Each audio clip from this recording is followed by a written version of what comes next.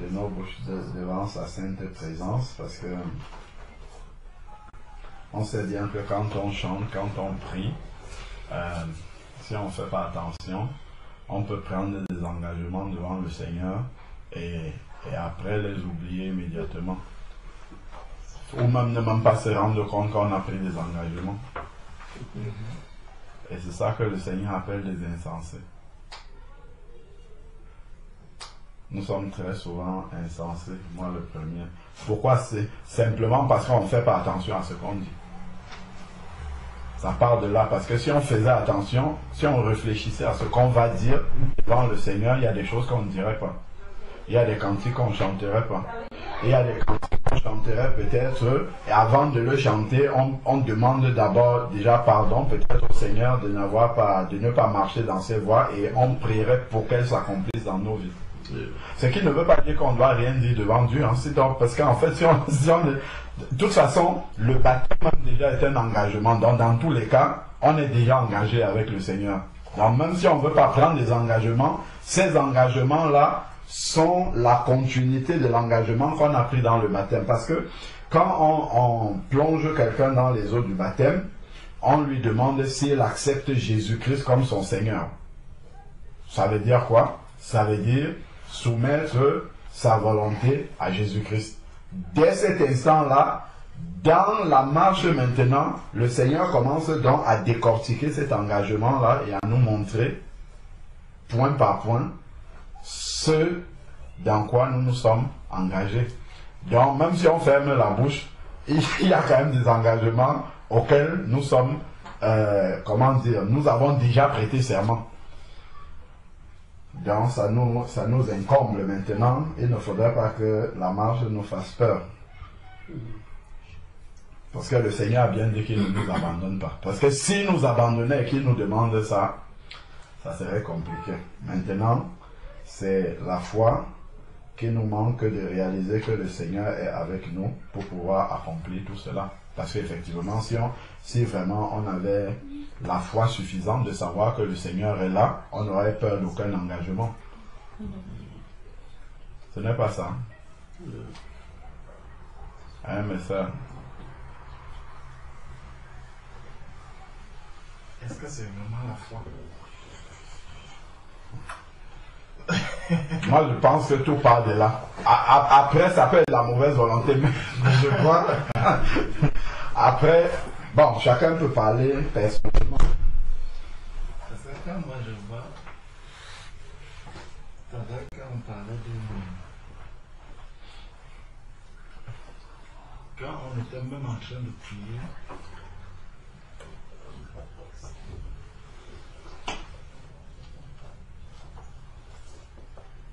je ne sais pas. Ce n'est que la prière qu'il nous faut. Parce que sincèrement, quand je regarde tous les chants que nous allons élever au Seigneur, tous ces chants nous tiennent. Aucun chant que tu vas élever vers le Seigneur, forcément, tu vas être obligé de déformer ceux qui ont écrit ce chant. C'est et je crois quand même que quand on dit ces chants, il y a... On sent quand même des personnes qui avaient une... comment je peux dire ça? Ce n'est pas dans la légèreté qu'ils disaient toutes ces choses. C'est quand même des personnes, parce que quand on regarde, par exemple, il y a des cantiques, certains cantiques qui sont même dans la Bible. Donc c'est des chants qu'on peut chanter. C'est des paroles qu'on doit chanter. Certains, je vois souvent la sœur Mourane qui chante souvent le psaume 23. Ça n'a pas été écrit pour les païens. Ça a été écrit pour les chrétiens. C'est les chrétiens qui doivent chanter ça. C'est eux qui doivent lire, on doit chanter toute la parole de Dieu. Quand je lis la parole de Dieu, où il est écrit, je me couche et je m'endors en paix. Ça, c'est Une parole, ce n'est pas parce que je me couche le soir et que je me réveille le matin que forcément je vais dire, je me suis couché et je me suis levé en paix. Même le païen, il se couche le soir, il se lève le matin, il va te dire la même chose. Quelle est donc la différence entre toi et moi? Parce qu'on s'est tous couchés le soir, on s'est tous relevés le matin. Mais quelle est la différence entre lorsque le païen dit, lorsque le chrétien dit je me couche et je m'endors en paix, et le païen qui se couche aussi et qui se réveille le matin, vous vous levez tous, il va prendre la douche, tu prends la douche. Mais quelle est donc la différence? Pourquoi ajouter donc que je me couche et je me lève et je suis en paix? C'est là tout le problème. Je ne sais pas si on voit réellement à ce niveau. C'est que tout ce que Dieu a dit, au-delà du fait que nous devons avoir la foi, est-ce que le païen qui dit je me couche et je m'endors en paix, est-ce qu'il a besoin de foi pour savoir qu'il va se coucher et le matin il va se réveiller? Non, il n'a pas besoin de foi pour ça. De la même manière, quand le chrétien aussi va se coucher, même un malade, un chrétien qui est malade, il doit pouvoir dire je me couche et je me couche et je m'endors en paix. Même étant malade, donc sa chair est en train de souffrir, mais il doit pouvoir dire je me couche et je m'endors en paix. Parce que la paix que nous avons, elle ne dépendra pas de mon état de santé, elle ne dépendra pas du fait que j'ai bien mangé, j'ai fait ceci. Non, je suis en paix parce que j'ai Jésus-Christ. Amen. C'est parce que j'ai Jésus-Christ que je suis en paix. Lui, il n'a pas Jésus-Christ, donc voilà pourquoi, même s'il se couche, il dort, il fait de beaux rêves, il va rêver de si, il se réveille le matin, il n'est pas en paix, il ne s'est pas couché, il ne s'est pas réveillé en paix. Parce qu'il n'a pas Jésus-Christ. Donc, moi je pense que par rapport à tous ces chants, nous avons Jésus-Christ en nous. Ceux qui ont écrit, c'est des hommes comme vous et moi. Chantons et que cela, que ça soit une chicote pour chacun de nous, de sorte que lorsque tu chantes, quel autre ciel ai-je que toi? Parce qu'il vient que le titre, est-ce que c'est vraiment le Dieu qui est mon seul ciel? Quand je regarde le ciel, c'est là où le Dieu règne, là où il y a son trône. Et dans ce ciel-là, il y a une loi qui est dans son ciel. Donc dès que je dis, quel autre ciel ai-je que toi? Je me retrouve dans Colossiens où le Seigneur dit qu'il nous a transportés dans le royaume du Fils de son amour. Et donc, tout ce que je vais dire là par la suite m'engage. Forcément, dès que je dis, quel autre ciel ai-je que toi? Toute la suite là, elle se trouve déjà dans ce titre-là. Et c'est comme ça dans tous les chants. Si nous prenons tous les chants que nous, même quand je dis je loue le Seigneur, les 24 vieillards qui adorent le Seigneur, 24 sur 24, ils sont dans la sainteté. Ce n'est pas des gens qui sont, c'est pas des êtres qui sont dans, qui sont souillés ou quoi. Non, c'est dans la sainteté qu'ils vont louer Saint, Saint, Saint. Dès que je dis je vais louer le Seigneur, je vais adorer le Seigneur, je suis déjà dans la pleine volonté du Seigneur. Je suis déjà dans la sainteté du Seigneur. Parce que si je ne suis pas saint, je ne peux pas louer le Seigneur. Donc, vivons, acceptons la parole de Dieu. C'est ça le vrai problème. C'est que nous-mêmes, nous, au-delà du fait que nous pouvons avoir la foi, il y a un problème de foi, mais notre propre volonté même devant le Seigneur. Vraiment, regardons notre propre volonté. Parce que, je vais nous prendre un petit exemple. Quand je regarde nos enfants, mes enfants sortent le matin, ils vont à l'école. Je fais la prière. L'enfant du païen sort de sa maison, il va à l'école. Est-ce qu'il n'y a que les enfants des chrétiens qui rentrent le soir? Non. Même les enfants des païens rentrent le soir chez eux. Quelle est donc la différence entre les enfants des païens et les miens? Vous voyez? Dans tous les domaines de la vie, il y a beaucoup de choses dans lesquelles je vais dire, oui, mes enfants sont en sécurité, mes enfants sont... L'enfant du païen aussi en sécurité. Parce que s'il arrive un problème, on va appeler la police, on ne va pas demander est-ce que c'est l'enfant du chrétien, est-ce que c'est l'enfant de tel. Non. Mais la différence sera en quoi? C'est que quand je dis à mon enfant que tu vas à l'école, tu es avec le Seigneur, que le Seigneur t'accompagne. Tu es avec le Seigneur. Mon enfant, dès le bas âge, doit déjà savoir que même quand les difficultés vont se passer à l'école, qu'il puisse savoir, non, papa m'a dit, va en paix, le Seigneur est avec moi. Donc, qu'il reste là, Dieu prendra soin. Mais est-ce que lorsqu'on va me dire, ah, dans l'école de ton enfant, il y a eu un grave accident là-bas, quel sera l'état de mon cœur? Est-ce que je vais commencer à paniquer tout? La même manière que je vais paniquer dans le cœur, c'est comme ça aussi quand un païen va paniquer dans le cœur. Donc, je n'ai pas, je dis, Seigneur, je te remets les enfants, conduis les enfants en tout, mais en réalité, je n'ai pas fait une prière devant le Seigneur. Et je crois, le verset ne me revient pas. Donc, nous disons des prières au Seigneur, nous élevons, par exemple, tout à l'heure ici, il disait que les biens de cette terre ne m'intéressent pas. Vraiment, soyons sérieux. Voilà. Verset 2, la Sophia dit, que me font les biens d'ici-bas? Qui de nous ici peut dire que, bon, ta voiture ne te fait rien, donne-moi ta voiture, ma soeur. Si elle ne te sert à rien, si elle ne te fait rien, si quelqu'un cogne ta voiture là, tu vois comment le devant est bien aplati, est-ce que tu diras à cette personne que...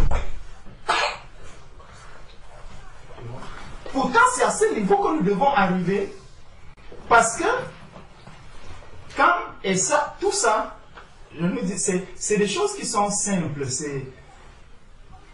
mais pour nous, c'est encore théorique. Nous devons arriver à la pratique de ces choses. De sorte que quand je me regarde comme ça, que je puisse dire, vraiment, jour après jour, je vois comment est-ce que porter un pantalon ne me dit plus rien. Porter une chemise ne me dit plus rien. Ma chemise, dès qu'elle est propre, qu'elle soit déchirée là, qu'elle soit comme si, non, je suis couvert, je dois être à l'aise devant dans n'importe quel milieu. J'ai une vieille voiture. Dès qu'elle roule, dès qu'elle me permet d'aller rendre visite à mon frère, d'aller rendre visite à ma soeur, je suis à l'aise. Je nous prends souvent un exemple. Deux personnes. J'ai ma voiture, je ne sais pas qui de nous ici a une très belle, le frère Sébastien. Il a une très belle voiture. On arrive à un endroit, ça m'est même déjà arrivé, quelqu'un avait cogné ma voiture par devant. Quand je regarde ma voiture, tu ne peux pas la rendre plus vieille qu'elle n'est maintenant. Même si tu l'aplatis, ce n'est pas grave. Je vais continuer à rouler avec ma voiture. Mais lorsque la voiture du frère, qui lui a coûté tellement cher, quand on va cogner, forcément, la première chose c'est qu'on fait le constat. Il faut appeler la police, il faut faire ceci, il faut faire cela. Toutes ces choses belles que nous aimons, même si nous disons que me font les biens d'ici-bas, ce n'est pas vrai. C'est faux, ça sonne même faux.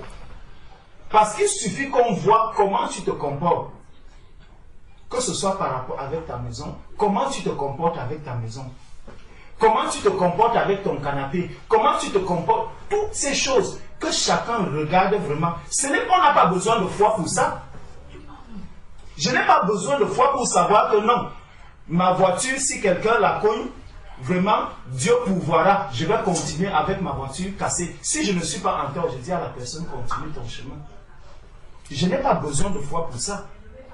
C'est que moi-même, comment je me vois encore sur la terre. Est-ce que je me comporte vraiment comme un étranger sur la terre, comme un pèlerin, comme quelqu'un qui n'a vraiment pas quelque chose sur quoi il peut s'appuyer. Tu arrives à la maison, j'ai une grosse télé, tu casses cette télé-là, ça ne me fera pas autant de mal que ça. Mais si tu arrives, tu regardes, ah, ça c'est le dernier écran, tu vas acheter une grosse télé comme ça, tu viens, tu la poses chez toi. Quand un enfant va gratter, ce qui a gratté, qui ceci, qui ceci. Je dis souvent aux enfants que la vieille télé qui est à la maison, le jour où vous la cassez, c'est tant pis pour vous. Il faut qu'on arrive vraiment à renoncer. C'est là où on va commencer à vivre réellement la parole de Dieu. Ne fuyons pas la parole de Dieu. C'est la parole pour les enfants de Dieu. Cette parole est là pour les enfants de Dieu. Nous devons la vivre, nous devons l'accepter. C'est pour ça que nous disons que c'est un fouet, la parole de Dieu est un fouet pour nous. Elle doit venir redresser notre vie. Elle doit venir corriger la manière que nous vivons. Ne fuyons pas la parole de Dieu. Si nous fuyons la parole de Dieu, nous serons en train de rouler, de marcher sur un chemin parallèle à celui que le Seigneur a placé devant chacun de nous. Sincèrement, prenons au sérieux notre vie. La parole de Dieu, elle ne doit pas être théorique pour nous. Nous devons la vivre. Nous devons l'accepter. Je dois recevoir la parole de Dieu vraiment dans mon cœur et en faire un style de vie, un modèle de vie. Que quand je regarde l'apôtre Paul, l'apôtre Paul il a un passé. Il a un passé. Et quand je vois comment il commence à avancer, il avance dans sa vie, dans sa marche, je dois me demander, mais comment cet homme a fait pour passer de ce qu'il était jusqu'à ce qu'il est aujourd'hui? Je dois arriver à cela. Beaucoup ont dit, oui, je connais un homme de Dieu, il était tellement riche, il était ceci, il était cela. Il y a homme de Dieu et homme de Dieu.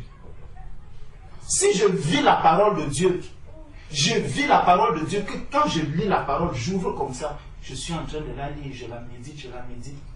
Je dis, Seigneur, aide-moi afin que je puisse faire ceci. Aide-moi afin que je puisse vivre ceci. Si je le dis, je commence, je vais voir comment, sans faire un quelconque effort, je vais voir comment je vais commencer à faire cela librement et à avancer là-dedans. C'est pour ça que le Seigneur Jésus est venu. Quand le Seigneur dit tout est accompli, je n'ai plus besoin de quoi que ce soit dans notre appui pour faire la volonté de Dieu. Non.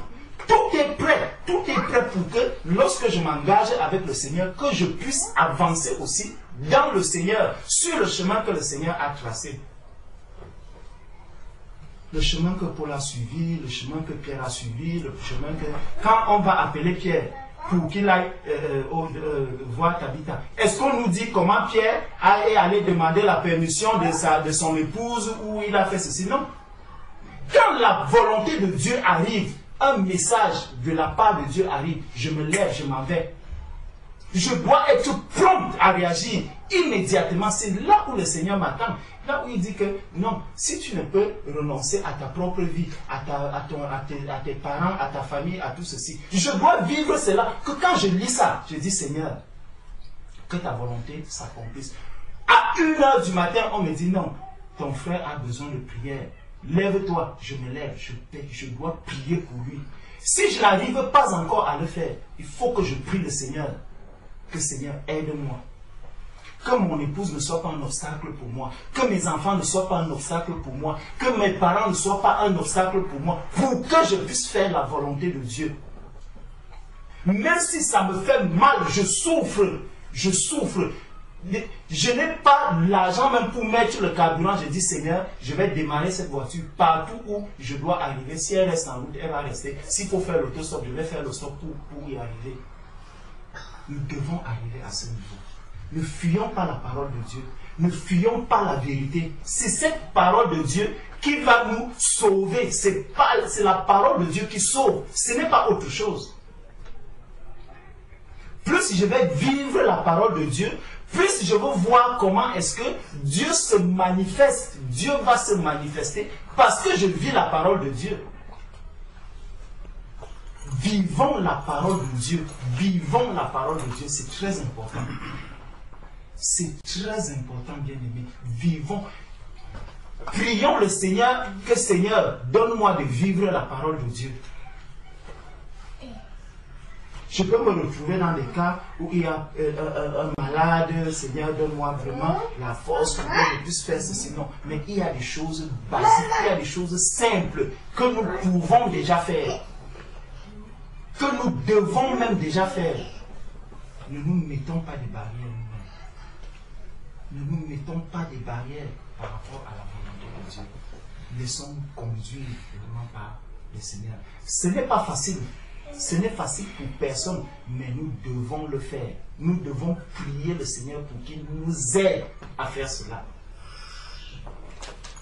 Et je nous dis la vérité, il n'y aura pas de plus grande joie que de nous voir à l'état où Paul était déjà là, où il n'avait plus de vie. C'est pour ça que ce soit le travail. Nous nous faisons beaucoup de soucis pour le travail. Ça révèle quelque chose. On se fait beaucoup de soucis pour le travail. On va se faire beaucoup de soucis même pour le compte en banque. On va se faire beaucoup de soucis pour telle chose. J'ai tel dossier, j'ai beaucoup de choses. On va se faire des soucis pour cela. Simplement parce qu'on ne vit pas encore la parole de Dieu. On ne vit pas encore la parole de Dieu. Nous devons arriver au point où quand je dis vraiment, c'est le Seigneur qui pourvoira à la nourriture, c'est le Seigneur qui pourvoira à ceci. Je reste là. Je dis Seigneur, oui, je me prends à toi. Je finis de prier. Si je vais au travail, je finis mon travail. Que je sois prêt à entendre un jour qu'on me dise, Georges, tu es licencié. Que je puisse dire oui. Que le travail ne soit pas quelque chose qui me tient tellement à cœur que... Non. Je dois me dire, peut-être mon épouse n'est pas encore à ce niveau. Je ne dois pas regarder mon épouse. Je dois me dire, Seigneur, c'est toi qui m'as appelé. Ce n'est pas mon épouse qui m'a appelé. C'est toi qui m'as appelé. Et c'est toi, lorsque je passerai en jugement, mon épouse ne sera pas là. Lorsque je serai devant le Seigneur, mon épouse ne sera pas là. Donc, je vais arriver, je dis, Seigneur, que ta volonté s'accomplisse. Aide-moi à faire vraiment ta volonté. Le Seigneur lui-même va préparer le cœur de mon épouse à accepter cela. Si moi-même déjà, j'ai cette volonté-là de le faire, il va préparer le cœur de mon épouse. Quand on regarde un peu le cas d'Élie, lorsque Élie, le Seigneur l'a envoyé, il lui a dit, va voir la veuve de Sérepta qui va te donner à manger. La veuve n'avait rien chez elle. Elle n'avait rien chez elle. Elle pouvait bien dire à Élie que non, pardon, je ne veux pas de problème, vas-y. Le Seigneur a préparé le cœur de cette femme pour qu'elle le reçoive. C'est le Seigneur qui va préparer le cœur de celui qui veut faire sa volonté. Élie, il arrive quelque part, il voit déjà c'est une veuve. Quand Dieu va dire à Élie que va, c'est la veuve, c'est la femme qui va te nourrir. Quand il arrive, il voit une veuve. La veuve lui dit, je n'ai pas de quoi manger à la maison. Il ne me reste qu'elle a lui dit quoi? Un peu de farine et tu vas chercher du bois. Élie pouvait se dire que non, je suis trompé. Non, tu n'étais pas trompé. Élie est allé, il savait que c'est ça qu'il doit faire. C'est chez cette femme qu'il doit aller. Le Seigneur a préparé le cœur de la veuve pour que la veuve l'accepte. C'est comme ça aussi que le Seigneur va préparer, si c'est mon épouse qui fait difficulté, le Seigneur va préparer mon épouse dans son cœur que non, tu ne peux pas retenir, si moi je l'ai envoyé faire ceci, tu ne peux pas le retenir. Et si le problème doit arriver, que le problème arrive lorsque j'ai fait la volonté de mon Père. Si j'ai manqué de sagesse, le Seigneur lui-même, il va me corriger. Parce qu'il a vu l'intention que moi j'avais d'obéir aveuglement à sa parole. Je dois obéir aveuglement, sans raisonner sur la parole de Dieu. Le Seigneur me dit, fais ci, je dois pouvoir le faire.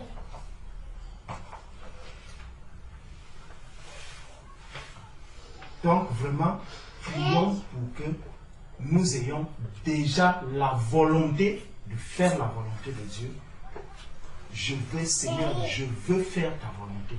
Je veux faire ta volonté. Je veux renoncer à moi. Je veux renoncer à moi-même. Donc, voilà mes frères, je ne savais pas que j'avais dit tout ça. Mais que le Seigneur nous aide, nous tous. Amen. Amen. On va conclure l'intervention du frère par le cantique ton cœur. Sur les aides de la foi. Sur les aides du corps. Ton cœur. Grand Dieu nous bénisse au bout.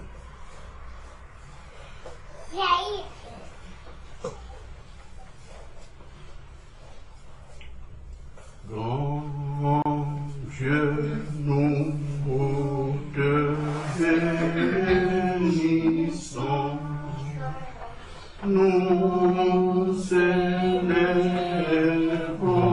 tes louanges, tes adons, de concert avec les anges et prosternés devant toi, nous t'adorons,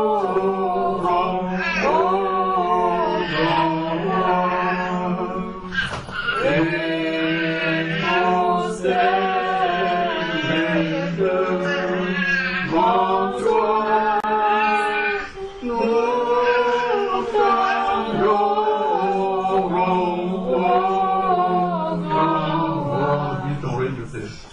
Puisse ton règne de paix s'étendre partout le monde dès maintenant à jamais. Que cela caresse l'onde, tout genou soit abattu. Au nom du Seigneur Jésus, tout genou soit abattu. Au nom du Seigneur Jésus, reçois le Saint-Esprit. Gloire soit au Saint-Esprit. Gloire soit à Dieu le Père. Gloire soit à Jésus-Christ, notre Sauveur, notre frère, son immense charité. Dieu à perpétuité, son immense charité. Dieu à perpétuité.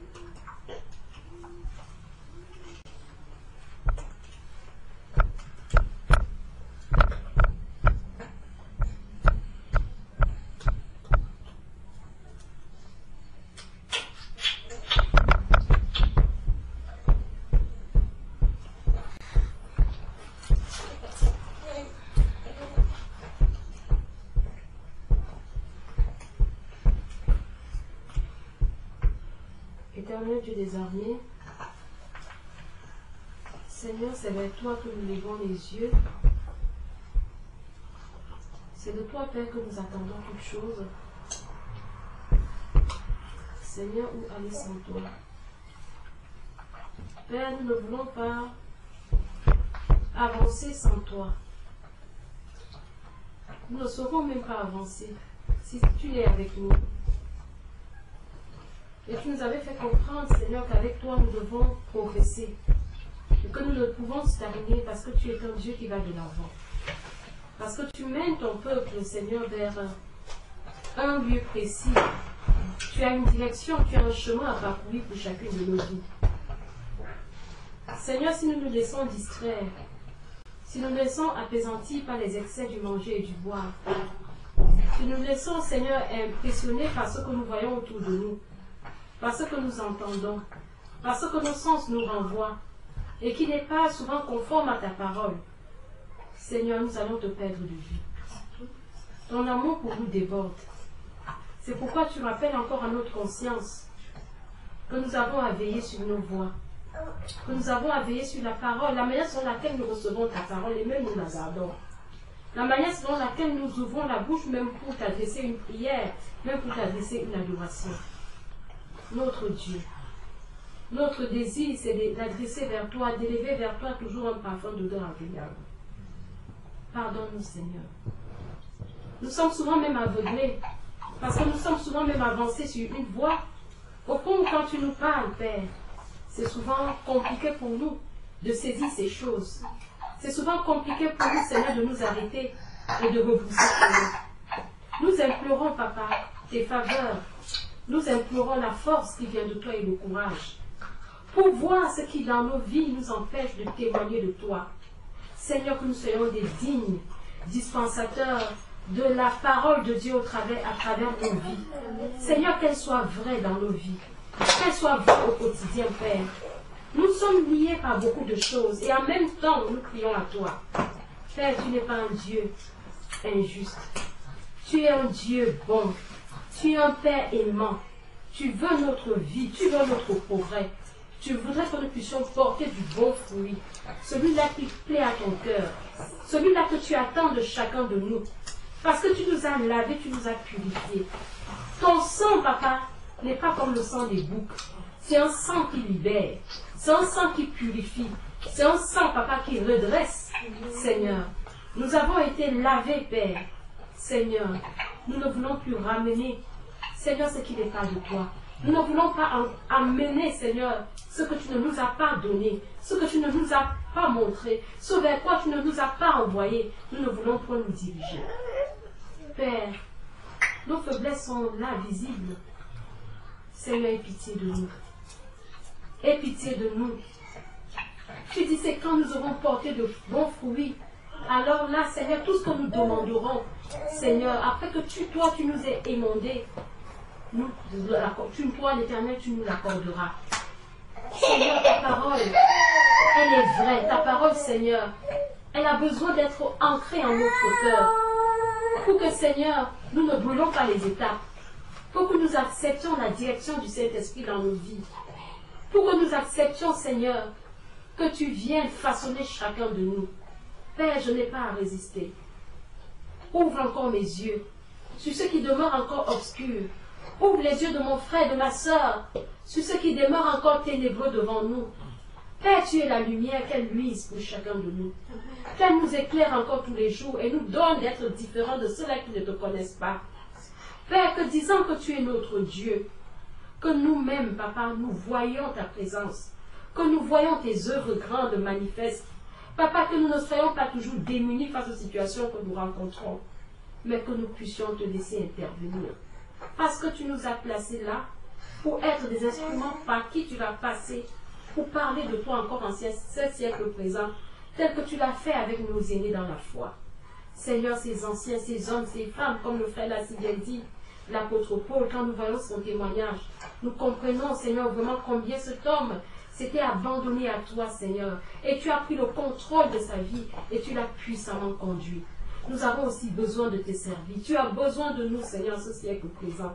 Aide-nous, Seigneur, à mettre de côté ce qui ne contribue pas à notre épanouissement spirituel, tout ce qui nous retient en arrière et nous empêche de vivre la véritable foi chrétienne, la véritable vie en Christ. Seigneur, nous voulons manifester les œuvres, le caractère du véritable disciple. Nous voulons nous attacher toujours à tes préceptes. Nous voulons toujours recevoir et que cette parole porte du bon fruit en nous. Seigneur, viens faire grâce. S'il y a quelque chose à nettoyer en nous, Père, viens enlever. De sorte que quand ta parole pénètre nos cœurs, Seigneur, qu'elle nous donne nos ailes nécessaires, Papa, pour combattre le bon combat de la foi. Seigneur, pour dire non, Seigneur, aux œuvres infructueuses. Parce que tu nous dis que tout nous est permis, mais tout ne nous est pas utile. Seigneur, il y a ces choses qui viennent encore nous empêcher, Seigneur, d'avancer léger. Oh, tu veux que nous puissions grandir, payer en temps pour toutes choses, que nous puissions saisir, Seigneur, le temps qui est le nôtre. Papa, les grâces que tu nous donnes jour après jour, parce que jour après jour, tu agis. Jour après jour, Père, tu veux nous voir, Seigneur, à l'écoute, attentif à la voix du Saint-Esprit.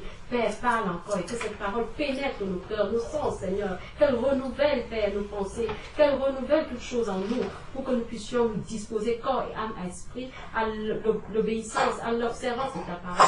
Père, béni sois-tu pour chacun de nous qui entendra cette parole, Seigneur, qu'elle porte du bon fruit en nous et qu'elle nous donne, Seigneur, de nous réveiller, Seigneur, de nous réveiller de toute tiédeur, de tout sommeil, Seigneur, pour agir en victorieux devant toi, parce que tu es devant et tu nous conduis. Sois honoré, sois béni, Père, pour la gloire, pour la grâce que tu nous donnes d'entendre ces paroles.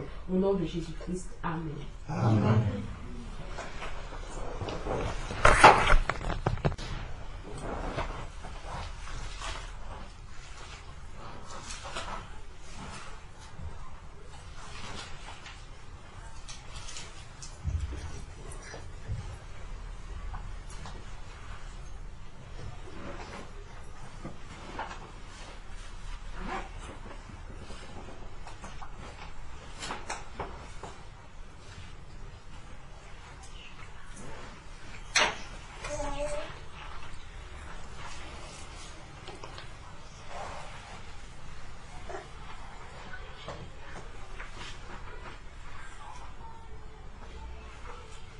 Je vais lire une portion de la parole de Dieu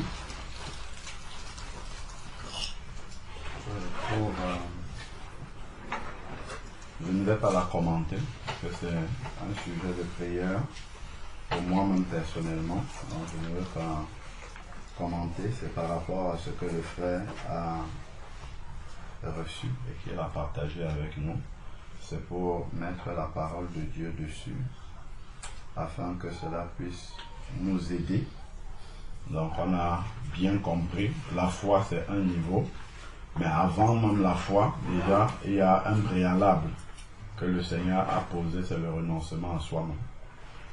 Quand je lis dans ma version ici, il y a une traduction qu'ils ont mis là. Donc, je vais lire déjà le verset et puis je vais vous lire un peu comment ils ont traduit dans ma Bible ici. Dans Matthieu 16, 24.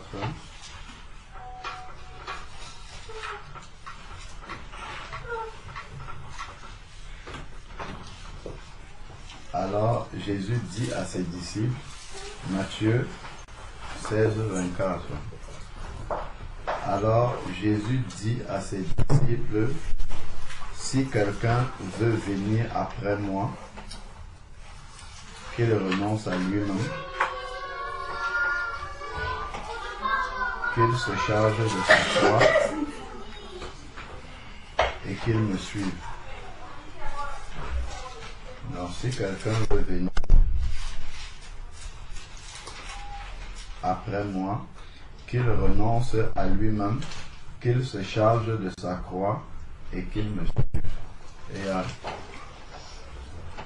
renoncer à soi-même, se charger de sa croix et suivre le Seigneur.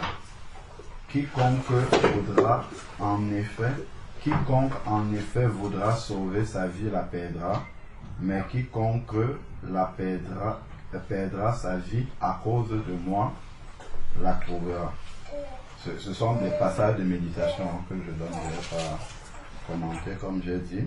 Donc ici, dans ma version, qu'il renonce à lui-même, ils ont traduit ça littéralement, donc ils font une traduction littérale et ils traduisent ça en qu'il se renie lui-même. qu'il se renie lui-même. Hein? C'est lui second toujours, mais c'est version colombe, mais avec les... Enfin, il y a des mots sur lesquels ils ont mis des annotations là. Donc, qu'il renonce à lui-même. Ils ont traduit en bas et quand ils me disent que c'est traduction littérale, qu'il se renie lui-même. Donc, après, il y a aussi Luc 14.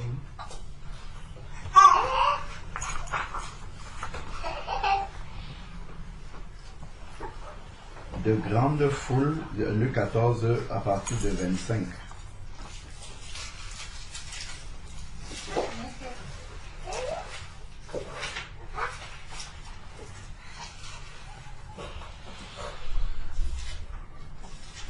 Luc 14 à partir de 25. De grandes foules faisaient route avec Jésus.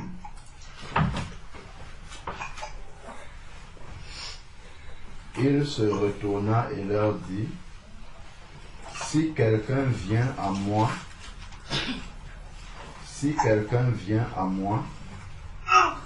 et s'il ne hait pas son père, sa mère, sa femme, ses enfants, ses frères et ses sœurs et même sa propre vie, il ne peut être mon disciple.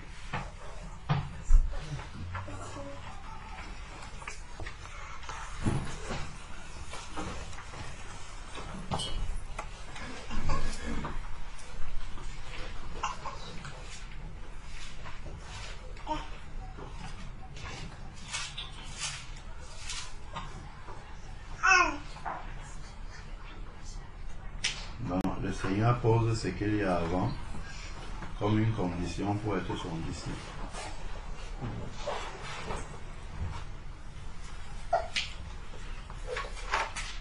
Donc, on peut voir qu'il y a la foule et il y a les disciples. Ensuite, il dit au verset 27, « Et quiconque ne porte pas sa croix et ne me suit pas, ne peut pas être mon disciple. »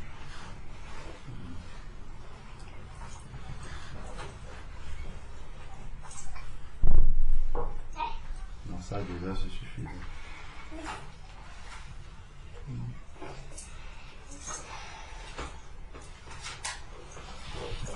Amen.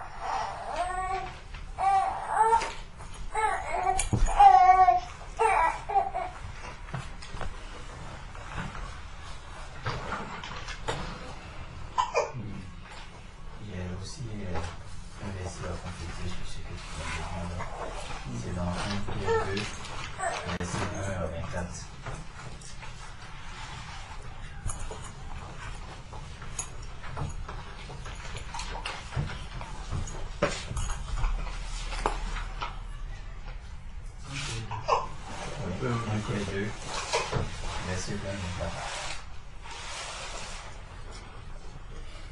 Il dit, en effet, quelle gloire y a-t-il à supporter de mauvais traitements pour avoir commis des fautes? Mais si vous supportez la souffrance lorsque vous faites ce qui est bien, c'est une grâce devant Dieu. Et c'est à cela que vous avez été appelés, parce que Christ aussi a souffert pour vous, vous laissant un exemple afin que vous le suiviez. Donc, afin que vous suiviez ses traces. Lui qui n'a point commis de péché et dans la bouche duquel il ne s'est point trouvé de fraude.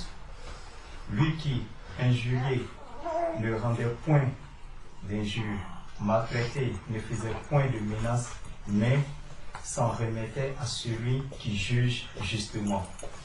Lui qui a porté lui-même nos péchés en son corps sur le bois, afin que, morts au péché, nous vivions pour la justice, lui par le meurtrissure duquel vous avez été guéris.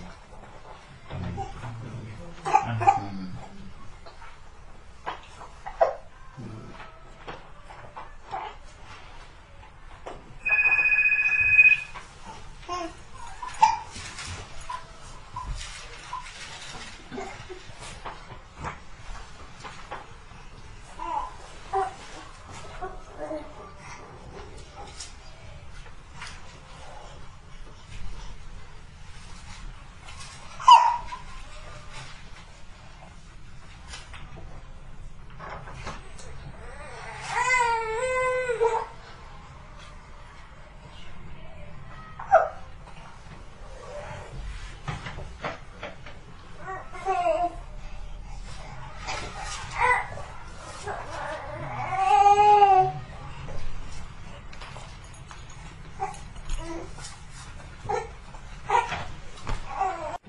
Je ne sais pas, ils sont encore de l'autre côté. Il m'a dit on part.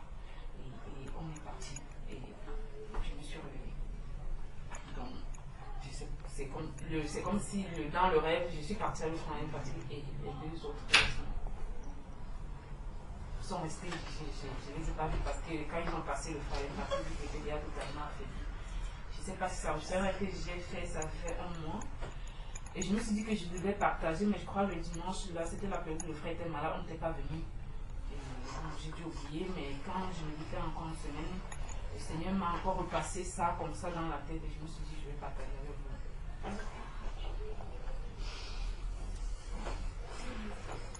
Je voulais dire. Oui, Je voulais dire quelque chose par rapport à toutes ces paroles, c'est que vous savez, lorsque le Seigneur avait pris le peuple d'Israël, le peuple d'Israël ne s'était pas retrouvé en Égypte de manière, comment je peux dire ça?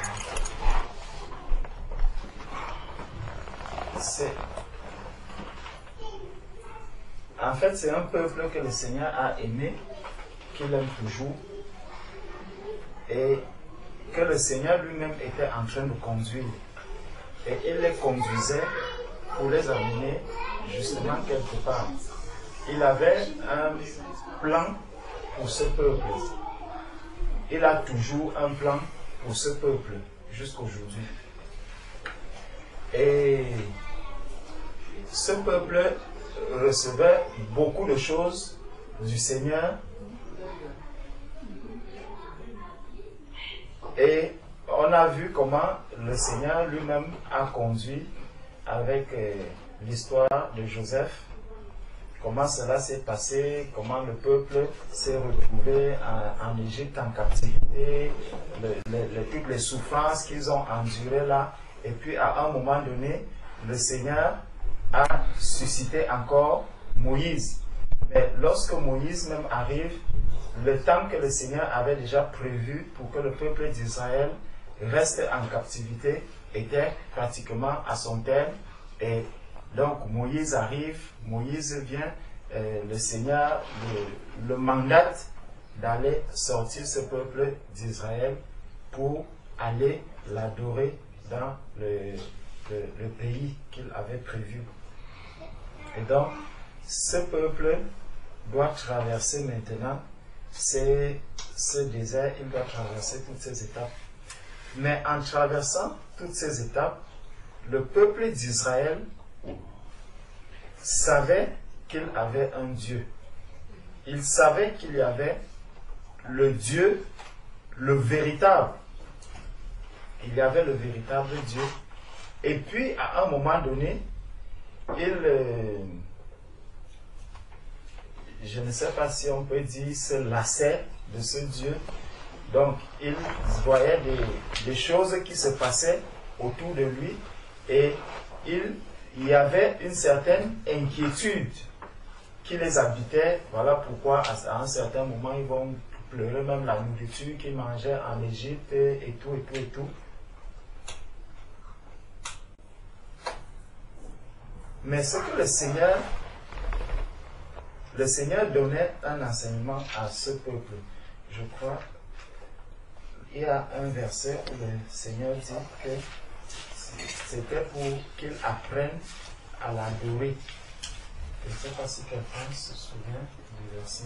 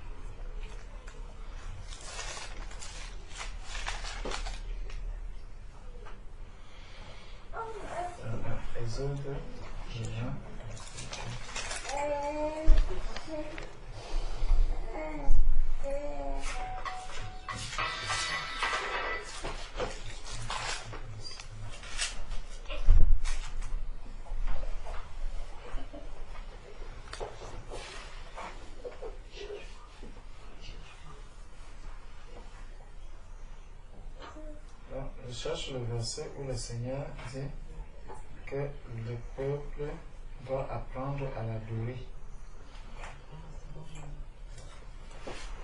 Concernant le peuple d'Israël.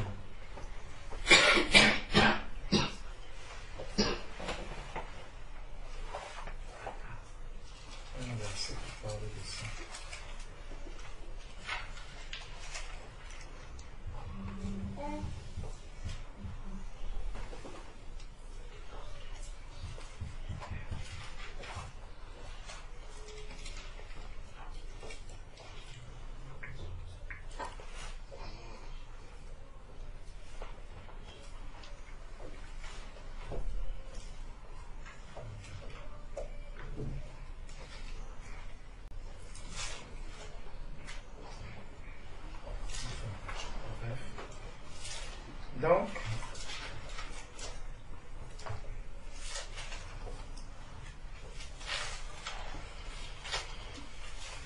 Donc le Seigneur voulait que le peuple d'Israël puisse aller l'adorer dans le désert.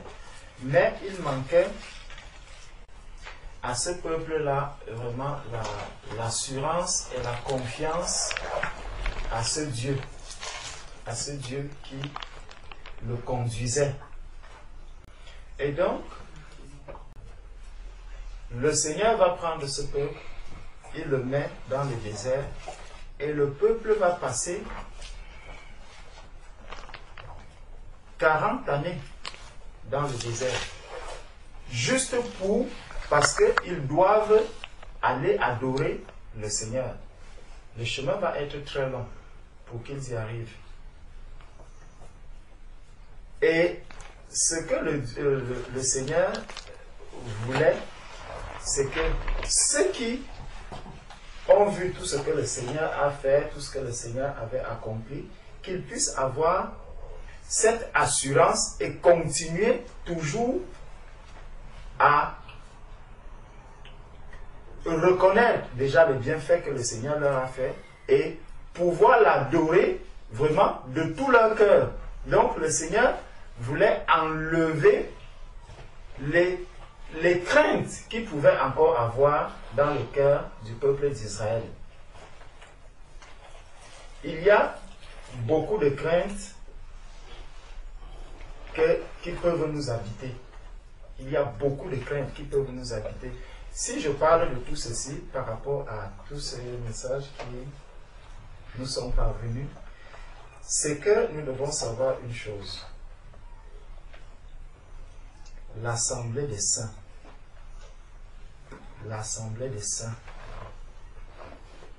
qui conduit l'assemblée des saints, c'est Jésus-Christ qui conduit l'assemblée des saints. Donc, s'il y a des ténèbres qui arrivent, ce n'est pas à nous de craindre les ténèbres. Ce n'est pas à nous de craindre les ténèbres. Il faut bien qu'on soit conscient de cela. Nous ne devons, parce qu'on peut commencer à se soupçonner, qui est même en train de prendre le chapelet, qui est même en train de prendre, ne soupçonnons personne. Ça risque d'être une ruse du malin. Ne soupçonnons personne. La seule chose, continuons à adorer le Seigneur. Prions beaucoup. Continuons à prier. Parce que tout cela peut arriver pour vraiment nous amener davantage à nous consacrer au Seigneur. Que je ne compte pas sur mes yeux de la chair. Quand le frère Bayon vient même s'asseoir, je fais ça. Est-ce qu'il n'y a pas de chapelet là-bas? Je regarde quand mon frère va ouvrir le sac. Est-ce qu'il n'y a pas une pièce de pile là-bas dedans? Je commence à regarder. Et ça, si on arrive à ce niveau, c'est qu'on se serait loupé dans ce que le Seigneur veut faire. Le Seigneur veut sauver des âmes. Si dans le message que le frère Dachel a donné, la pièce, elle est tombée, ce n'est pas quelqu'un qui a enlevé la pièce de la main. Dans l'église, Dieu conduit toutes choses. Même quand on nous partage un message, Dieu sait pourquoi est-ce que ce message est arrivé. Qui est-ce que ce message doit nourrir à 100%? Qui doit être nourri par ce message à 10%? Qui doit être nourri par ce message? Tu peux juste dire une seule parole. Et ce n'est que cette parole qui était pour moi dans tout un message peut-être de 3 heures de temps. Juste une parole qui a duré peut-être 1 seconde ou 2 secondes. Ce n'est que ça qui était pour moi. Le reste, c'était peut-être pour ma soeur Cynthia, 5%, pour mon frère Blanchard, 80%, pour tel autre. Donc, laissons vraiment le Seigneur nous conduire. N'ayons aucune crainte. N'ayons pas de panique. Que votre cœur ne se trouble pas. Croyons seulement au Seigneur Jésus, que c'est lui le Tout-Puissant. Parce que là où l'Esprit de Dieu est, là est la vérité. La vérité. Et qui dit vérité, dit lumière. Amen. On ne peut pas éteindre la lumière.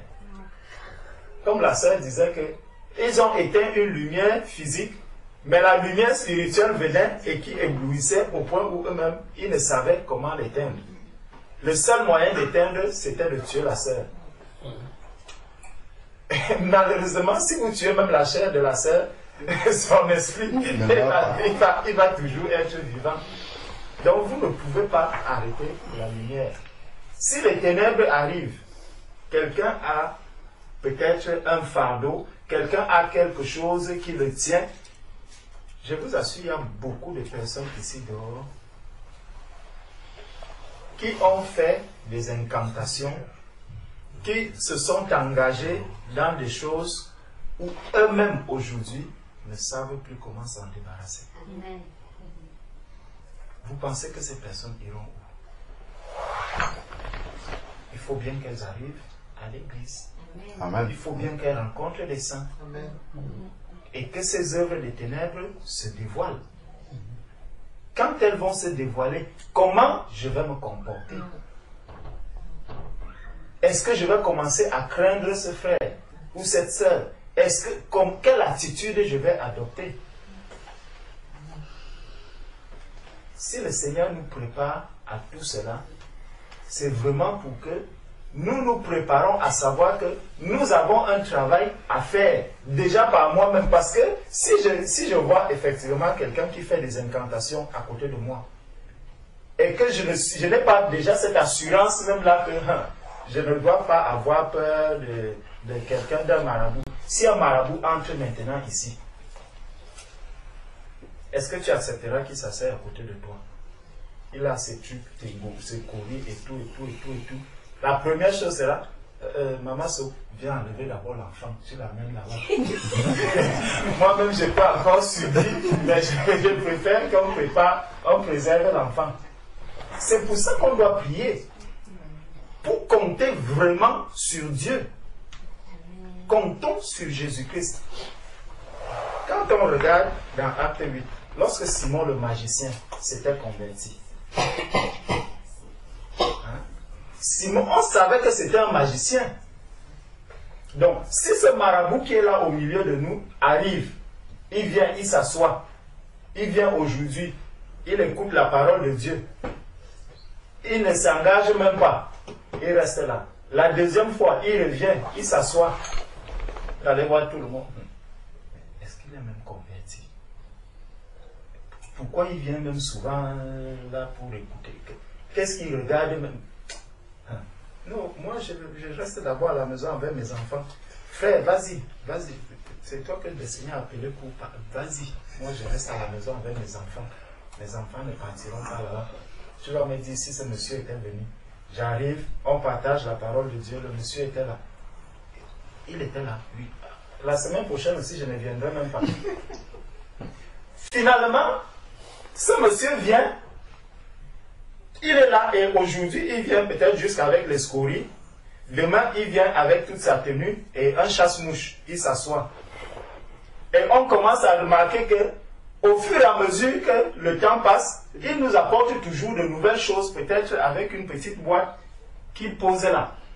Imaginons un instant que ce ne soit pas un marabout, mais que ce soit quelqu'un qui vient juste s'asseoir pour voir que c'est quelqu'un que le Seigneur a envoyé pour voir ce qui effectivement disent tous les jours de leur bouche que non, je ne crains pas le diable, je ne crains pas parce qu'il ne peut rien me faire, je ne crains pas les marabouts, je ne crains pas ceci.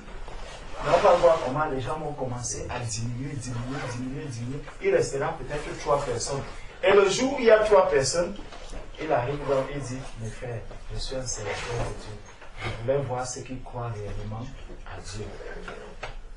Quand on appelle dans la sœur, ma sœur, est-ce que tu sais que c'est un frère bien converti? Il nous a montré les témoins, il nous a donné le témoignage de sa vie, ce qu'il a fait. Ah bon, gloire à Dieu. Quel Dieu tu vas dire gloire à Dieu? Pourtant, si je prie, je sais que là où nous sommes, il y a la lumière qui est là. Ce n'est pas la lumière physique, la lumière spirituelle. Rien ne peut être caché. Prions que toutes ces personnes-là puissent être délivrées des œuvres des ténèbres. Simon le magicien était avec ses frères jusqu'au moment où on a compris qu'il y avait de la cupidité dans son cœur. C'est l'Esprit toujours qui a révélé cela. On n'a aucune force. Notre force, c'est Jésus-Christ. Comptons sur Jésus-Christ. Donc, n'ayons pas peur de tout ce qui arrive, mais avançons encore davantage dans la prière. Préparons-nous encore davantage à mener ce combat par l'esprit, non pas par la chair. Ne soupçonne pas ton frère, ne soupçonne pas ta soeur. Continuons à avancer. Continuons à nous aimer les uns les autres. Donc, je voulais lire l'histoire de Simon le magicien. je n'aimerais pas prendre la doute. Que Dieu vous bénisse. Amen. Ces choses-là sont déjà arrivées au milieu de nous plusieurs fois. Certains ont été troublés, mais je pense que ça a permis, ça devrait avoir permis qu'on soit plus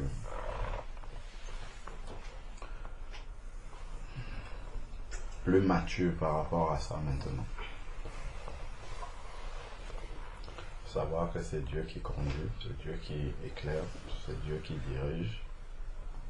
Ce n'est pas plus l'église de quelqu'un, c'est l'église de Dieu. Amen.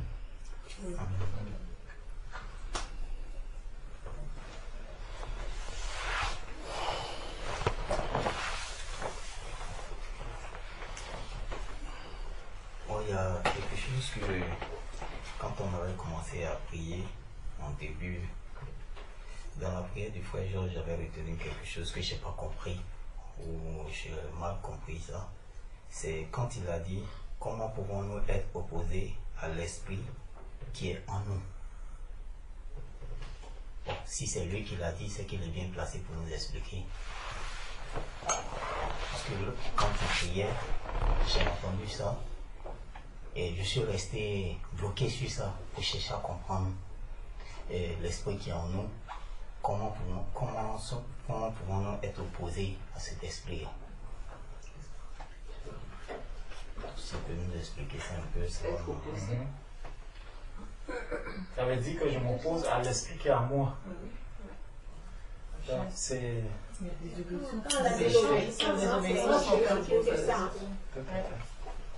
Ça veut dire que quand je lis la parole de Dieu, mais je ne mets pas cette parole de Dieu-là en pratique, parce que la parole de Dieu, elle habite en moi, par l'Esprit, par le Saint-Esprit. Donc si je lis la parole de Dieu, je vois que je dois, voici ce que la vérité, voici ce que Dieu attend de moi, et je ne le fais pas. Ça veut dire que je m'oppose à l'Esprit, ça veut dire que je marche par la chair, en fait. Ok. Maintenant, il y a une chose, c'est que quand on est serviteur de Dieu, que quand aujourd'hui on est ensemble, demain on peut se retrouver ailleurs, où le frère Georges ou le frère Blanchard ou qui que ce soit ne soit pas là, et que on se retrouve devant des fidèles à peine convertis. Quand ils posent cette question-là, j'aimerais bien avoir le verset qui parle de ça, qui explique. Paul a dit. Parce que quand j'ai écouté ça, Excusez-moi s'il vous plaît, nous sommes dans l'Assemblée des Saints. Le frère Franck a posé la question à un frère. Et il se trouve que c'est même ce frère-là qui a parlé de ça. Donc, les sœurs, vous voyez pourquoi Dieu demande aux sœurs de se taire? Vous avez vu? Parce qu'il nous connaît. Aucun des frères ici n'a parlé.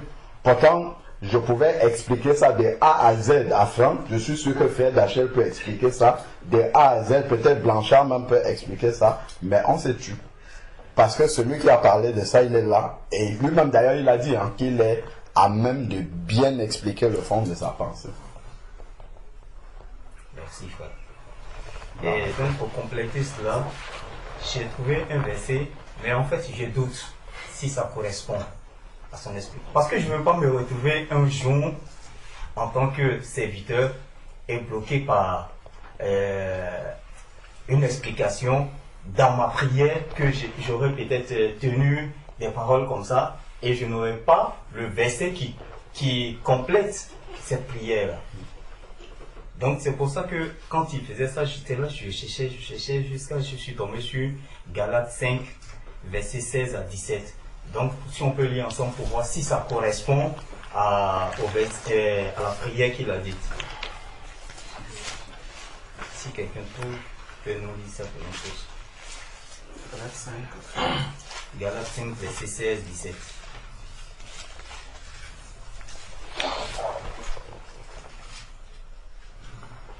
Je lis la parole du Seigneur. Je dis donc, marchez selon l'esprit et vous n'accomplirez pas les désirs de la chair. Car la chair a des désirs contraires à ceux de l'esprit et l'esprit en a de contraire à ceux de la chair.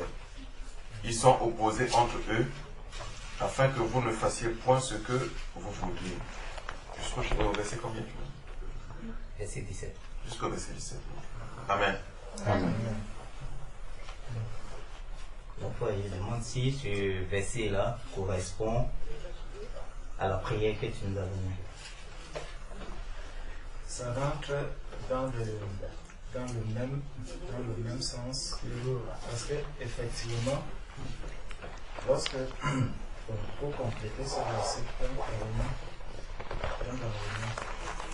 dans Romains.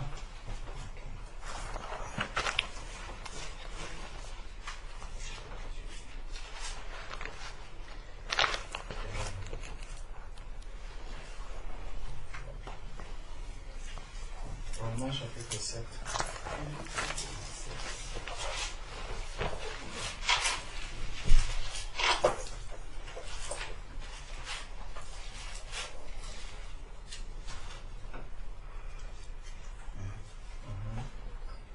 Lis le verset 14 au verset 16.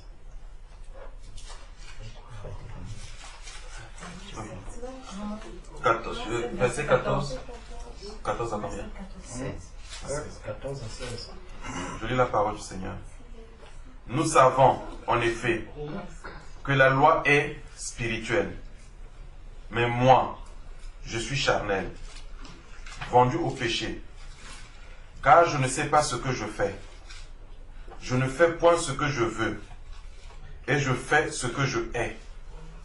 Or, si je fais ce que je ne veux pas, je reconnais par là que la loi est bonne.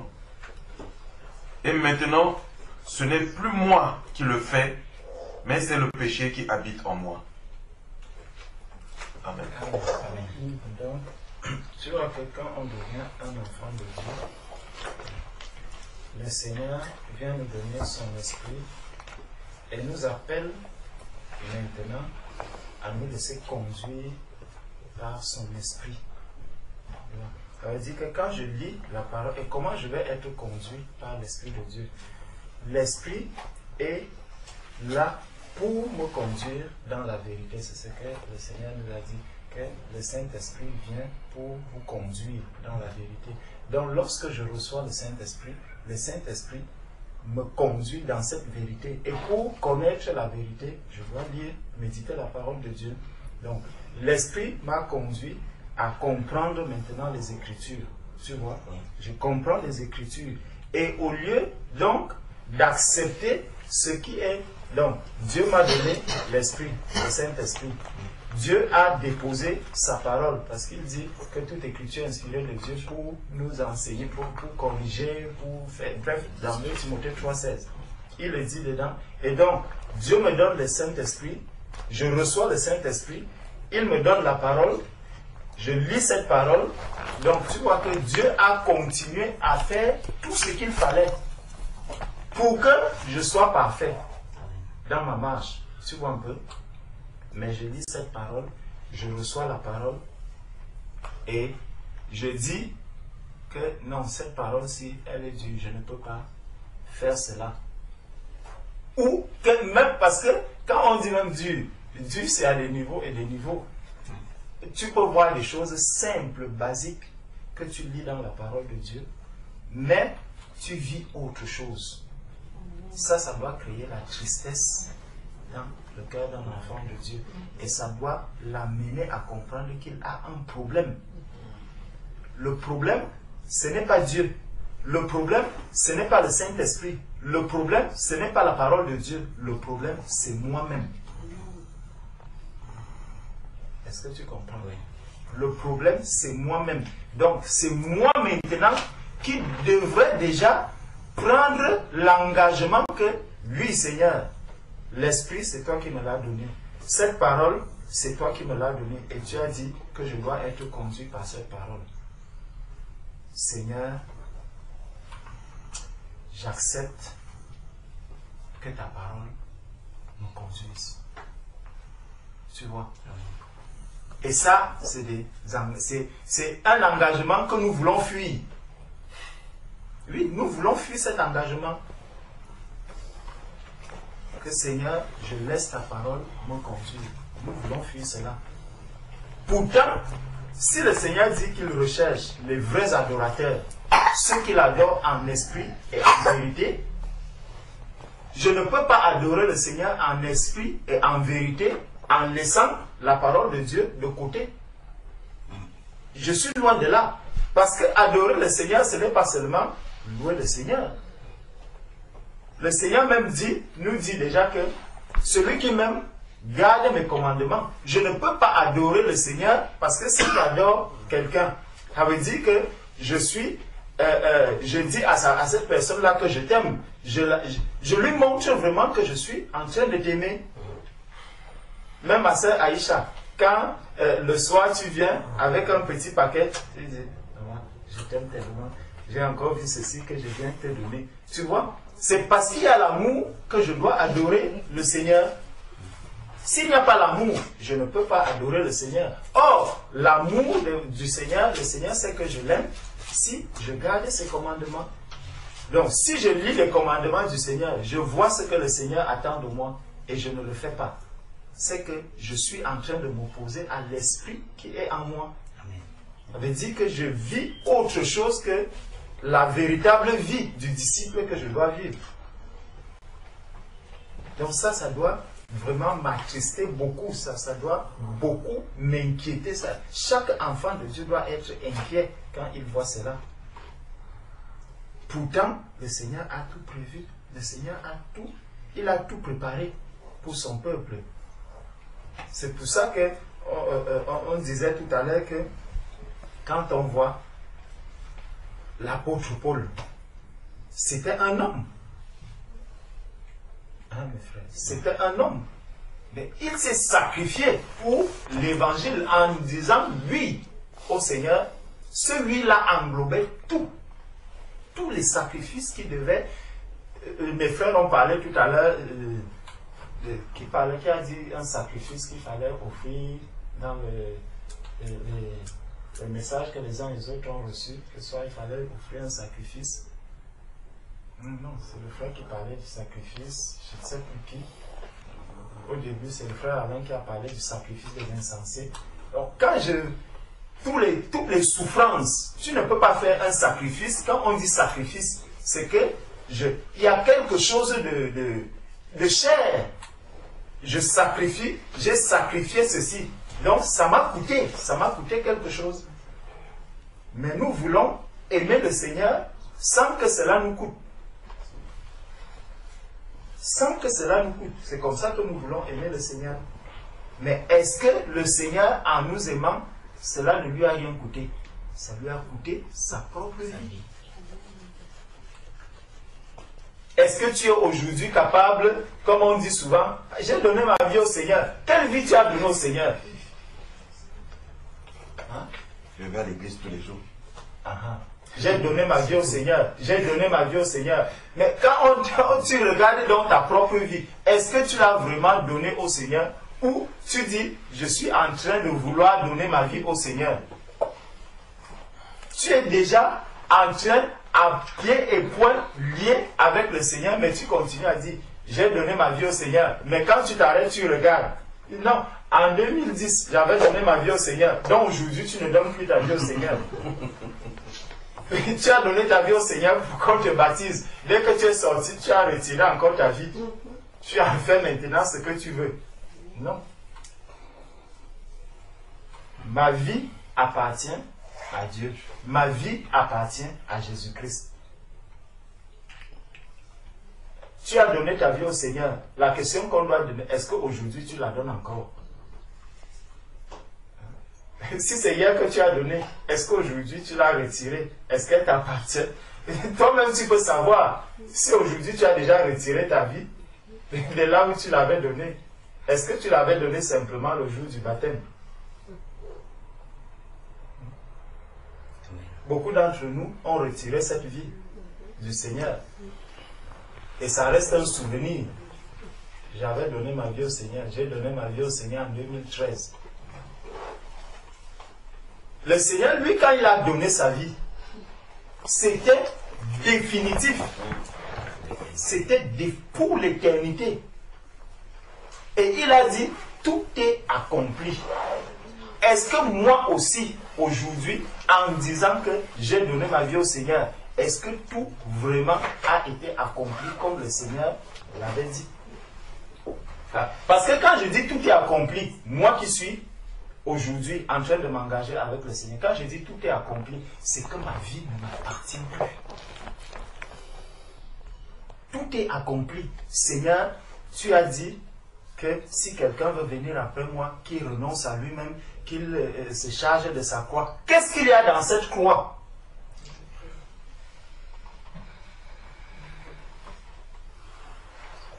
Le renoncement. Hein? Le renoncement. Les épreuves. Non, il a d'abord dit qu'il renonce à lui-même. C'est la première chose. Qu'il se charge de sa croix. Le contenu de ta croix, c'est donc quoi? Je suis que ce n'est que les épreuves. La chair. Bon, je vous avais dit les épreuves. Allons un peu dans les épreuves. Tu apprends que le frère Georges est souffrant. Est-ce que c'est une épreuve? Hein? Ce n'est pas une épreuve. Parce que ce que je sais, c'est quoi? C'est que je dois aller rendre visite au frère Georges. C'est un sacrifice, vous voyez. Donc ce n'est pas une épreuve. Donc dans cette croix-là, peut-être j'avais moi-même mon programme d'aller, je ne sais où, d'aller faire une partie de football avec mes amis, où j'avais ceci à faire, où j'avais même quelque chose. Mais le frère Georges est malade. Là, j'ai un choix. Tout est accompli. Hein? Tout est accompli. Ça veut dire que, mes frères, la parole de Dieu, elle est difficile. Hein? Nous prenons seulement ça à la légère comme ça. Mais quand tu commences à creuser dans la parole, renoncer à soi-même. Merci frère, parce que tu nous as demandé de méditer dessus. Renoncer à soi-même. Qu'est-ce que ça veut dire renoncer? Je renonce à ceci, ça veut dire que je prends. J'abandonne. Donc, est-ce que je vais, en renonçant, est-ce que je dois contrôler maintenant qui vient prendre ça? Si je contrôle, c'est que je n'ai pas renoncé. Hein? Au village, il y avait quelque chose qu'on faisait souvent. C'est les mamans à une époque qui faisaient ça. Quand tu passes au village, il y avait des étalages. Et dans ces étalages-là, on apportait souvent soit la banane, on pose là. Ou on prend les fruits, on pose. C'est que tout ce qui passe, les voyageurs, les gens qui marchent à pied, quand celui-là est fatigué, s'il a faim, il vient, il cueille un doigt de banane pour prendre des forces et il continue. Toi qui as posé, tu ne sais même pas si c'est fini ou si ce n'est pas fini. Le soir, tu fermes ta maison, tu dors tranquille. Le passager, le passant dans la nuit, si c'est que là-bas, il y a la maman là-bas qui dépose souvent les choses, il va aussi, il regarde, il y a quoi aujourd'hui? Il y a la banane, il prend son doigt de banane, il continue. Personne ne te demande pourquoi tu as pris, ni tu avais faim, tu es venu, tu es mal. Là, tu as renoncé à ça. Je renonce à ma propre vie. J'ai renoncé à ma propre vie. Si c'est Blanchard qui doit venir prendre une partie de cette vie que j'ai renoncé, je n'ai plus à contrôler. Ça veut dire que le temps que j'ai, parce que quand je renonce à ma vie, il y a le temps qui est là-dedans. Donc le temps que je dois consacrer à Blanchard, ce n'est plus à moi de contrôler le temps que je dois donner à... Est-ce que c'est Dieu qui envoie Blanchard pour prendre une partie de ce temps? Dès qu'il arrive, je dis, Seigneur, j'ai renoncé, tout a été accompli, le temps ne m'appartient plus, la vie ne m'appartient plus, j'ai donné ma vie à Jésus. Quand aujourd'hui, donc, je vois Blanchard, après, je dis, non, frère, tu sais quand même qu'il est tard, non? Frère, regarde, maman So, elle est déjà couchée, ça fait longtemps. Frère, bon, on va continuer demain. Est-ce que j'ai renoncé à ma vie ou j'ai dit que dans mon temps, il y a Maman So qui a quand même 80%? Non. Là, je dis donc, j'ai donné ma vie à Jésus, mais une partie à Maman So. Là, c'est clair. C'est vrai que c'est le Seigneur qui m'a donné Maman So, mais, Seigneur, le temps que tu permets que je consacre à Maman So, c'est lequel? C'est lui qui doit me dire. Et tant que les personnes qui doivent occuper ce temps, prendre ce temps, sont encore disponibles, non, je n'ai pas à prendre, à dire non, c'est bon là, c'est bon, arrêtez comme ça, là c'est pour Maman So, non. Là c'est que je n'ai pas renoncé, à ma vie. Je suis encore en train de contrôler. Je suis encore en train de faire des agendas pour ma vie. Parce que quand je m'arrête là, je dis, non, dans 2 semaines, il faut quand même que j'aille voir mon beau-frère à Clermont-Ferrand. On doit manger quand même un bout. Ça fait longtemps que je ne l'ai pas vu. Je mets 2 semaines, je bloque. Dans 3 semaines, je dois aller à tel endroit. Bon, dans 2 semaines, il y a une situation qui se présente. Où Dieu m'attend. Je vais faire comment? J'ai déjà donné rendez-vous à mon beau-frère. Lui, c'est un païen. Il ne connaît pas le Seigneur.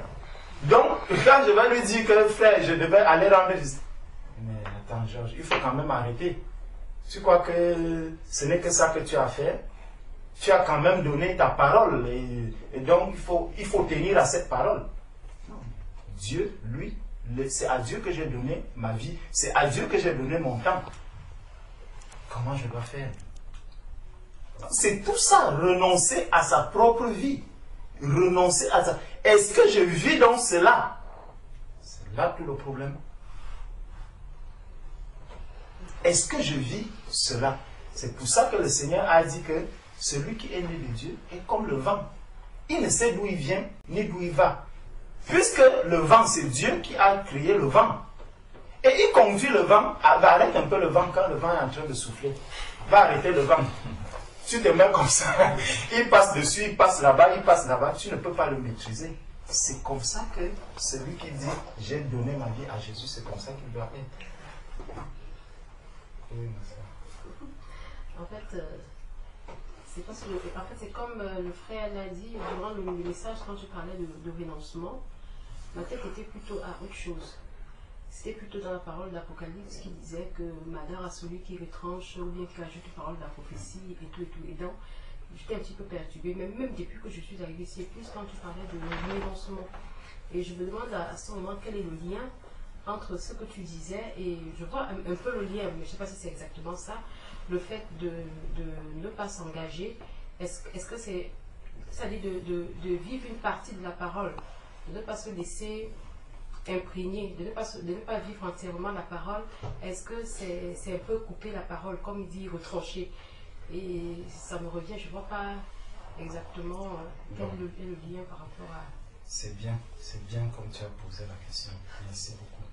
Je vais t'aider à bien comprendre. C'est que la parole de Dieu, nous ne devons pas déjà la sélectionner. La parole de Dieu est entière et nous devons prendre la totalité de la parole de Dieu. Qu'est-ce que généralement je vais sélectionner dans la parole de Dieu? Je vais sélectionner les miracles, je vais sélectionner la puissance de Dieu, je vais sélectionner les dons spirituels, je vais les sélectionner. Même quand nous disons que les bienfaits de Dieu sont énormes, les épreuves sont aussi des bienfaits de Dieu. Puisque le Seigneur dit que les épreuves sont là pour travailler notre patience et tout. Il en parle. Donc c'est moi qui ai une mauvaise définition des bienfaits de Dieu. J'ai une mauvaise définition des bienfaits de Dieu. Quand nous disons que nous renonçons à nous-mêmes, c'est que je dois voir une différence. Est-ce que le païen renonce à lui-même? Non. Le païen ne renonce pas à lui-même. Du tout, le païen ne renonce pas. Regardons un peu l'attitude que nous avons souvent. J'arrive à un endroit. J'avais rendez-vous à 10h. Je suis dans mes droits. Je me retrouve à un endroit où il faut... où on doit me recevoir. Je vois un païen qui se bouscule aujourd'hui. J'étais en church, je suis allé faire les courses.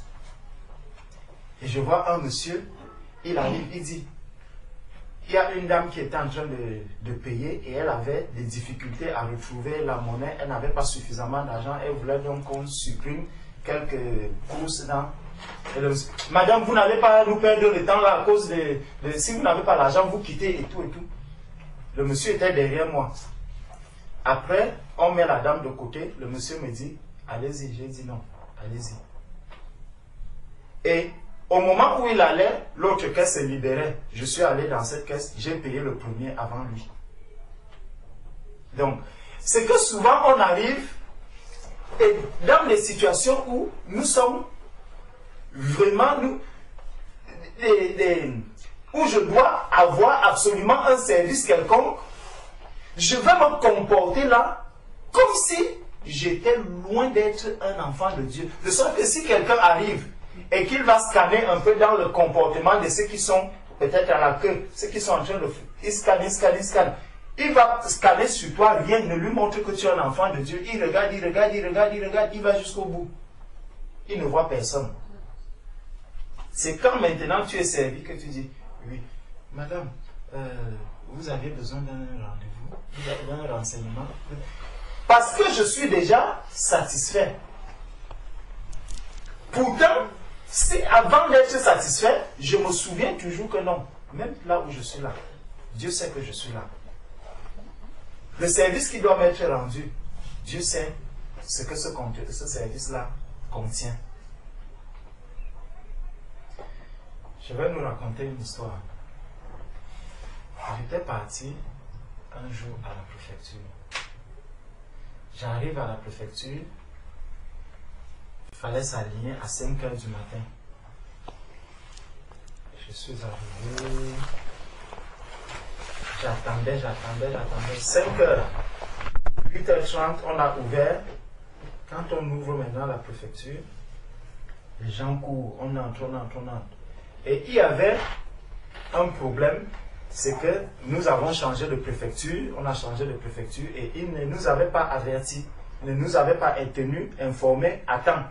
Donc, nous sommes arrivés là-bas, là où on avait l'habitude d'y aller. On nous a dit non, on ne vous reçoit plus ici, allez dans l'autre préfecture. Maintenant, j'arrive dans l'autre préfecture, c'est de ça que je suis en train de vous parler. On présente donc le rendez-vous de l'ancienne préfecture où on était. Alors, elle nous dit, mais non, on ne peut pas vous recevoir. Néanmoins, elle nous met de côté. Elle met tout ce qui était dans ce cas, elle met de côté. Et puis donc, quand elle finit, elle était nombreux. Les gens comme non, mais madame, nous on ne peut pas accepter des choses comme ça. Comment vous avez changé de préfecture et tout. Je suis resté. Je me disais, Seigneur, si tout ceci arrive, tu sais ce qui doit être fait. Tu sais ce qui est bien. Il n'y a que ta volonté qui doit s'accomplir. Donc les gens ont même commencé à dire, non, ici on essaie, on ne peut pas trouver de rendez-vous. Et j'étais juste à côté. Je dis, non, ce n'est pas qu'il n'y a pas de rendez-vous. Il y a des rendez-vous, mais ils sont lointains, c'est différent. Les gens disent, mais vous avez quand même pu voir qu'il y a des rendez-vous. Non, on n'a pas vu. Je dis, oui, j'ai vu les rendez-vous, mais ils sont tellement éloignés. Après, je ne sais plus qu'est-ce qu'ils ont encore dit. J'ai encore ramené la vérité. Et la dame, à un moment donné, elle a dit, je ne reçois personne. Vous tous là, partez, je ne veux recevoir personne. Les gens ont commencé à parler. Après, elle a dit, bon, je vais vous recevoir. Celui-ci vient, il présente son situation. Non, allez prendre rendez-vous parce que votre cas, on ne peut pas le régler maintenant. Venez les rendez-vous sont en train de se prendre encore plus. Votre titre de séjour n'est pas encore à sa fin, donc vous avez le temps de prendre rendez-vous. Elle a commencé à balayer les gens comme ça, balayer. Je suis resté seul. La dame a dit, allez à l'accueil là-bas, on va vous recevoir, vous revenez me voir. Seul. Tout ça, c'est parce que je me suis dit, vraiment, là où je suis, Seigneur, tu sais que dans ce pays, si je n'ai pas de titre de séjour, je ne vais pas travailler. Donc, si le moment pour moi de ne plus travailler est arrivé, je vais rester comme ça. Et c'est ça, c'est vraiment ça, c'est dans ces petites choses-là. Il faut qu'on arrive à se dire que notre vie ne nous appartient plus. C'est le Seigneur qui est au contrôle. Je perds le travail, je le perds. J'ai la sœur qui a passé, on a passé des situations, vous ne pouvez pas imaginer, mes bien-aimés. Depuis des années, au moins, ça fait au moins 4, voire 5 ou 6 ans. Des situations que, si je commence à vous raconter les situations par lesquelles nous sommes passés, vous ne pouvez pas imaginer.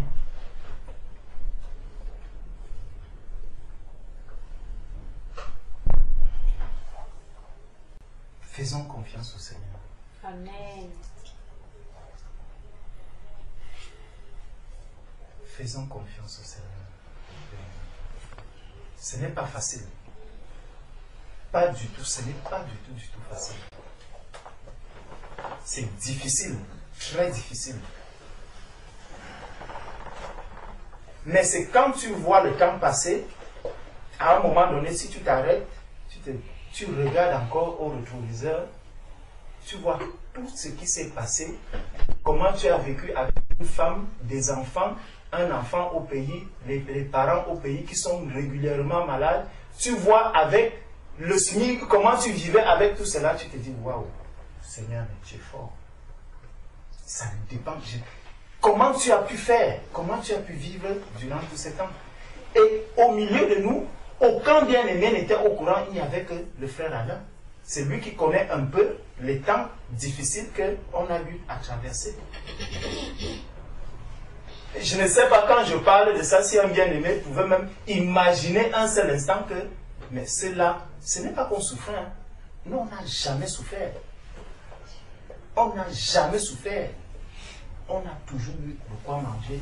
La maison a toujours été payée. L'eau payée, le loyer payé. Quand on a besoin de quoi que ce soit au pays payé, je n'ai aucun découvert.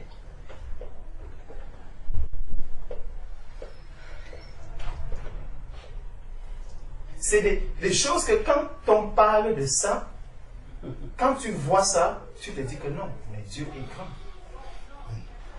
Dieu est grand.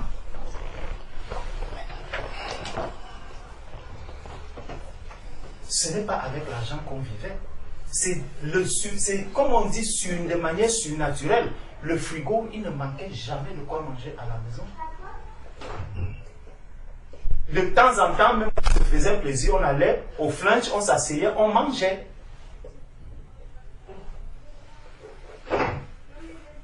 C'est vraiment pour nous dire que le Dieu que nous servons, vraiment, ce n'est pas, rien ne dépasse Dieu.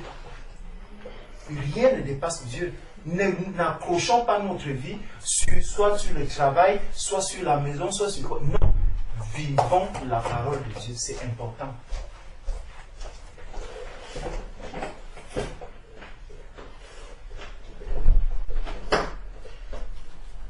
Donc, frère, par rapport à ce que tu disais, voilà la réponse que je pouvais te donner. Amen. Amen. Que Dieu nous aide. Amen.